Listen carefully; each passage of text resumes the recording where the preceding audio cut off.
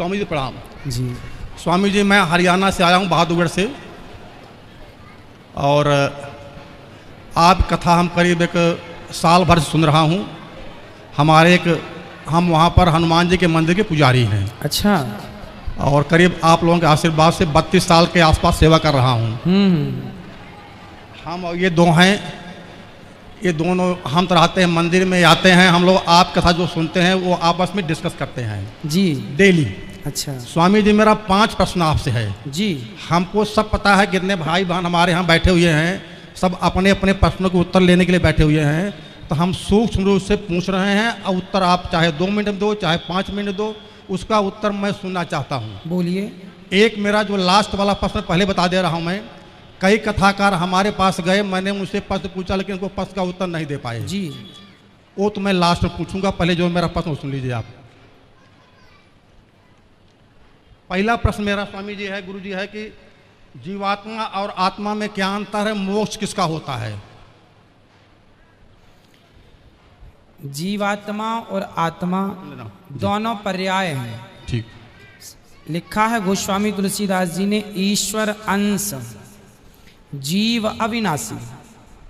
तो यहाँ गोस्वामी तुलसीदास जी ने आत्मा को जीव अविनाशी, जीवात्मा कहा है। जीव और आत्मा ये दोनों एक ही हैं, दो नहीं हैं, पर्यायवाची हैं। चाहे जीव कह लीजिए, चाहे जीवात्मा कह लीजिए। ठीक जी। मोक्ष किसका होता है?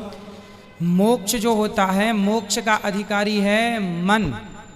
माया मरी न मन मरा, मर मर गया शरीर, आशा तृष्णा ना मरी, कह गए दास कबीर। तो जो हमारा मन है वही मोक्ष का अधिकारी है, क्योंकि आत्मा तो मोक्ष से और जन्म मृत्यु सबसे परे है। तो जो मन है, कहते हैं ना, सब मर गया, शरीर बूढ़ा हो गया, मन बुढ़ा नहीं हुआ। ठीक। तो मन को ही सारा सुख दुख मिलना है। ठीक। स्वामी, दूसरा प्रश्न मेरा है, मरने के बाद अपने कर्मानुसार, जैसा आप बता चुके हैं, जीव अन्य योनियों में चला जाता है। ठीक है। तो मेरे फिर पितर कैसे होते हैं? पितर ऐसे होते हैं कि जब हमारे पिता के पिता के पिता जो भी आज धरती पर नहीं है, वो जब यहाँ से मरकर जाते हैं तो सीधा पहले पितृलोक जाते हैं। वहाँ जाने के बाद, जैसे हमने बताया, 13 होने के बाद यमराज जी निर्णय लेते हैं कि अब आप पाप या पुण्य के अनुसार अब कहाँ जाएंगे, स्वर्ग जाएंगे, नरक जाएंगे, या अन्य तमाम योनियों में जाएंगे।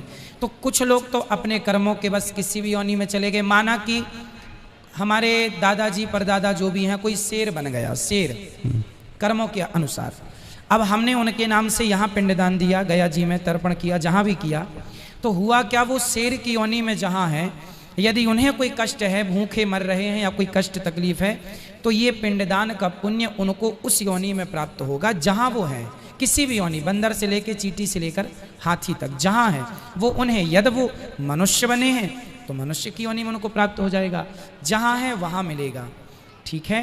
परंतु कुछ लोग ऐसे होते हैं, ट्रेन लेट होने से हमें स्टेशनों में एक वेटिंग रूम बनाया जाता है, वेटिंग हॉल बनाया जाता है, जहाँ ट्रेन लेट हो गई तो आप वेट कर सकते हैं।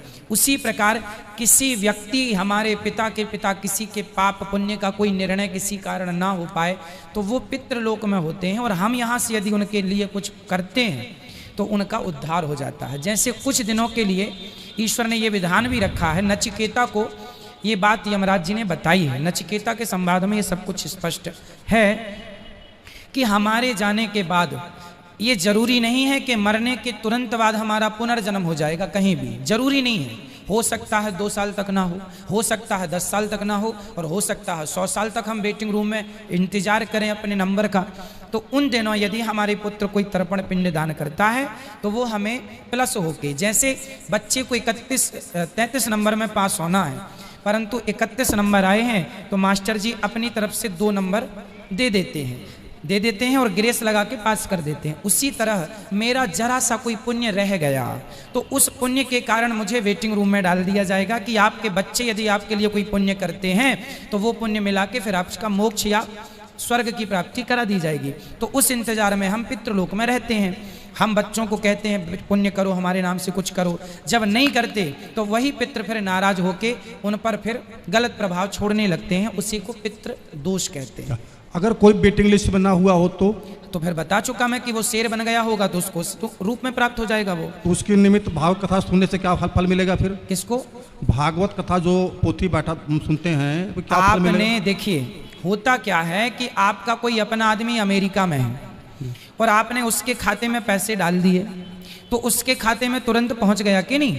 अब वो उस पैसे से शराब पी ले या दूध पी ले या रोटी खा ले या मांस खा ले, आपने तो पैसे भेज दिए, अब वो उसका उपयोग अपने ढंग से करेगा। उसी प्रकार हमने तो पुण्य कर दिया अपने पूर्वजों के लिए, अब वो शेर बने हैं तो उनको मांस मिल जाएगा, गाय बने हैं तो चारा मिल जाएगा, इंसान बने हैं तो 56 भोग मिल जाएगा। ठीक।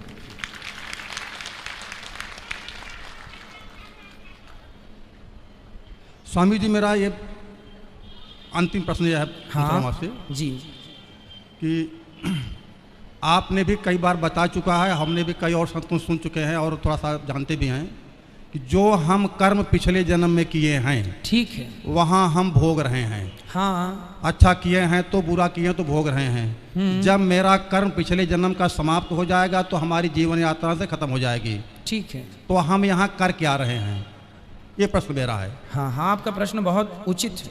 ये मैं कर क्या रहा हूँ? हम मारा जा रहा हूँ तो फिर जब मारा गया, दशरथ जी को ऐसा कर मिला तो एकदम कर मिला, तो हम यहाँ पर कर क्या रहे हैं? ये प्रश्न मेरा है। ये देखो इसका नाम ही है कर्म भूमि, है ना, जिसे हम मृत्यु लोक कहते हैं, इसे कर्म भूमि भी कहा जाता है। कुल मिला के हमने जो पिछले जन्म में किया अच्छा या बुरा वो तो हम आज पा रहे हैं। इसीलिए आज आपने देखा होगा सबकी स्थितियां अलग अलग हैं। कोई अमीर है, कोई गरीब है, कोई 2-2 रोटी को मोहताज है, कोई 56 भोग खा रहा है। तो ये क्यों हो रहा है? ये पिछले जन्म में आपने जो किया था। एक आदमी चावल ही चावल खा रहा है तो किसी ने कहा रोटी भी तो खा, बोले चावल की खेती अभी हुई है सो घर में चावल है, चावल खा रहा हूँ, गेहूँ बो दिया है, जब गेहूँ कटेगा तो रोटियाँ खाऊंगा। तो जो कल किया था वो आज पा रहे हैं, जो आज करेंगे वो आगे पाएंगे। को ना काहू को सुख दुख कर दाता, निज कृत कर्म भोग सब भ्राता, ये लक्ष्मण जी कह रहे हैं। कोई व्यक्ति किसी को जरा सा सुख नहीं देता, जरा सा दुख नहीं देता, प्रत्येक व्यक्ति अपने किए कर्मों का फल भोगता है। यहाँ तक कि राम जी को भी अपने कर्मों के कारण राम बन के आना पड़ा, सीता के पीछे घूमना पड़ा, सीता सीता। नारद जी ने श्राप दिया था, उस श्राप के कारण राम जी को आना पड़ा और सीता की खोज करनी पड़ी, और हनुमान जी का भी सहारा लेना पड़ा क्योंकि श्राप था। सीता माँ को भी वनवास हुआ इसलिए कि उनको भी श्राप था। एक तोती ने श्राप दिया, पद्म पुराण में कथा है कि सीता जी ने एक तोती को पिंजरे में बंद कर लिया तो तोती तड़प तड़प के मर गई, चूंकि वो गर्भवती थी। कहा था छोड़ दो, सीता जी ने कहा तुम अच्छी कथा सुनाती हो सुनाती रहो, तड़प तड़प के मर गई। तोते ने श्राप दे दिया, बद्दुआएं कि जाओ, जैसे हमारी पत्नी को गर्भ अवस्था में आपने हमसे दूर किया, जब आप गर्भवती होंगी तो आपके पति दूर कर देंगे। ये घटना पद्म पुराण में लिखी है। तो सीता जी को भी कर्मों का फल भोगना पड़ा, जो पिछला किया था आज मिल गया। तो कुछ कर्म ऐसे होते हैं जो आज के आज ही हमें मिल जाते हैं हाथों हाथ, कुछ पिछले जन्म का आज, आज का कल। अब आप कहेंगे तो ये चक्कर चलता रहेगा? हाँ, तब तक चलेगा। कब तक? कबीरदास जी कह रहे हैं, चलती चक्की देख कर दिया कबीरा रोए, दो पाटन के बीच में साबुत बचा न कोय। पुनरपि, आद्य शंकराचार्य जी कह रहे हैं, पुनरपि जननम पुनरपि मरणम पुनरपि जननी जठरे शयनम। ये जन्म मृत्यु चल रहा, सब पिस रहे हैं। बोले कैसे बचेगा? बोले भज गोविंदम गोविंदम भज मूढ़ मते। यदि कोई भगवान की शरण में चला गया तो वो जन्म और मृत्यु के चक्कर से बच जाएगा। इसलिए कथाएं, कीर्तन, भगवान की शरणागति। जब कबीरदास जी रोने लगे, चलती चक्की देखकर दिया कबीरा रोए, रोने लगे, तो उनके पुत्र ने पूछा, कमाल, कबीरदास जी के पुत्र का नाम था कमाल, पिताजी आप क्यों रो रहे हैं? पिता ने कहा, बेटा सब लोग जन्म लेके मर रहे हैं, सब अपना भोग भोग रहे हैं, कैसे इनका उद्धार होगा? तब कमाल ने कहा, चलती चक्की चलने दे, पिस पिस आटा होए, कीले माही जो रहे, बाल न बांका होए। वो चक्की में कील होती है ना बीच में, उस एक में पहिया दूसरा फंसा रहता है, उस एक के पास जो गेहूं चला जाता है, कितना भी चले चक्की वो दाना नहीं पिसता जो एक के पास होता है। उसी प्रकार जो एक परमात्मा की शरण में रहेगा वो जन्म मृत्यु के चक्कर से छूट जाएगा, सदा भगवान के धाम को चला जाएगा। स्वामी जी, संतुष्टि हमको नहीं हुई, हम कर क्या रहे हैं? आपने सीता जी का उदाहरण दे दिया। ठीक है। सीता जी ने ऐसा गलत काम किया, उनको भोगना पड़ा। ठीक है। गलत काम किया, उनको भोगना पड़ा। ठीक है। हम जो है, आप यहाँ थोड़ा बुरा मत हम मानना। कर क्या रहे हैं? हम अपने पिछले जन्म के कर्मों को भोग रहे हैं। हाँ, भोग रहे हैं। हाँ, तो फिर मैं कर क्या रहा हूँ? भोग रहे हैं, भोग तो रहे हैं। अब अच्छा जो आज करेंगे वो आगे आपको मिल जाएगा, बुरा करेंगे वो भी आगे मिलेगा। और यदि समर्पण भगवान के चरणों में अपना पाप पुण्य, प्रभु मैं आपका हूँ, मैं आपको कभी भूलूं नहीं, यदि अपने आप को उठा के भगवान के चरणों में समर्पित कर देंगे तो पाप पुण्य दोनों से बच के मोक्ष की प्राप्ति हो जाएगी, भगवत धाम मिलेगा। ये सार तत्व है। आप कह रहे हैं प्रेजेंट में हम, वर्तमान में हम क्या भोग रहे हैं, क्या कर रहे हैं? क्या कर रहे हैं? मैं क्या कर रहा हूँ? मैं प्रेजेंट में क्या कर रहा हूँ? आप प्रेजेंट में क्या कर रहे हैं? आप और हमने अपने कर्मों का ये फल भोग रहे हैं। आपके कर्मों में वृंदावन का दाना पानी लिखा था तो आप यहाँ आ गए अपना खाने पीने के। ये मेरे पिछले जन्म का संस्कार था। नहीं, हाँ।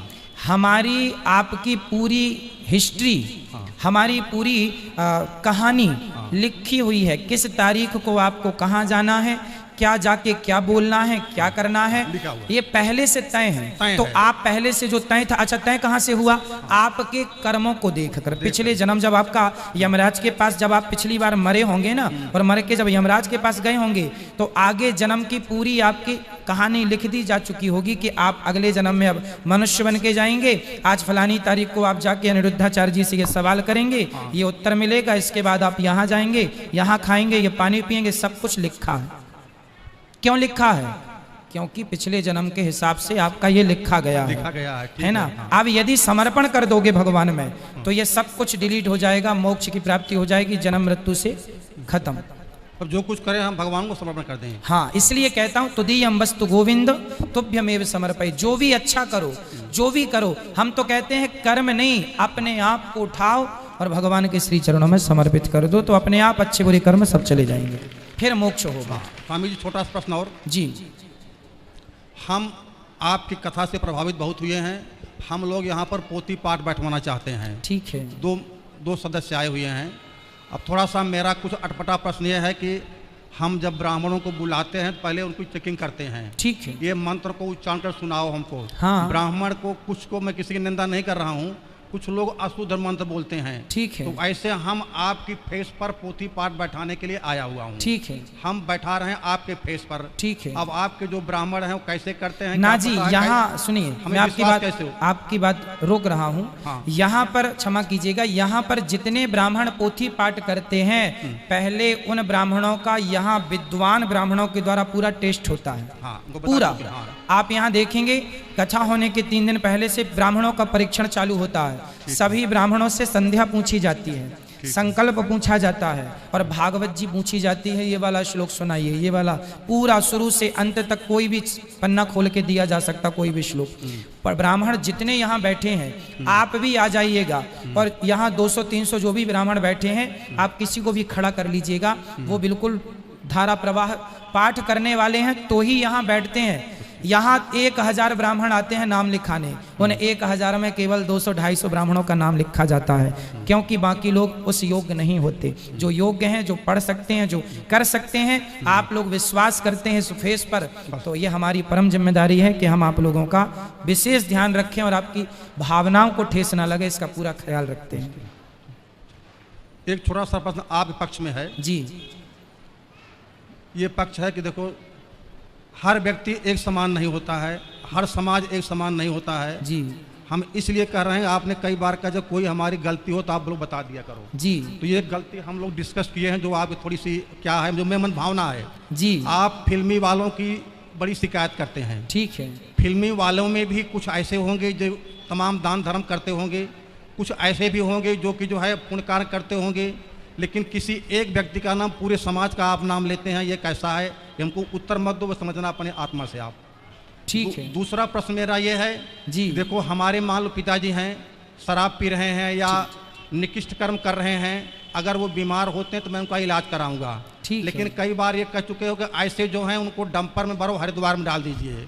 ये आप उनको उत्तर मत दीजिए, लेकिन ये मेरा प्रश्न जायज़ है या नाजायज़ है, ये आप समझना। ये मेरी दो आपसे आपकी विषय नहीं नहीं, में- आप ठीक कह रहे हैं। होता ये है कि हम कुछ कड़वे शब्द इसलिए प्रयोग करते हैं हाँ। क्योंकि कड़वी दवाई शायद बदल दे समाज को, इसलिए जानकर हमें पता है कि ये उपयोगी शब्द नहीं है, फिर भी करते हैं इसलिए कि शायद बदलाव हो। शायद हथौड़ा जोर से इसलिए मारा जाता है कि पत्थर टूट जाए। उसी प्रकार कि थोड़ी तो शर्म लगे लोगों को कि ना पिए भाई, थोड़ी तो लगे कि हाँ हमें बदलना चाहिए, हमें सुधरना चाहिए, इसलिए ना चाह करके भी हम कड़वे शब्दों का प्रयोग करते हैं। पर आपने याद दिलाया, उसके लिए धन्यवाद आपका। मैं पूरी कोशिश करूंगा सुधारने ये की। मन भावना आई मेरे। बिल्कुल बिल्कुल, खुश रहिए, खुश रहिए। अच्छा लगा आपसे बात करके, धन्यवाद आपका।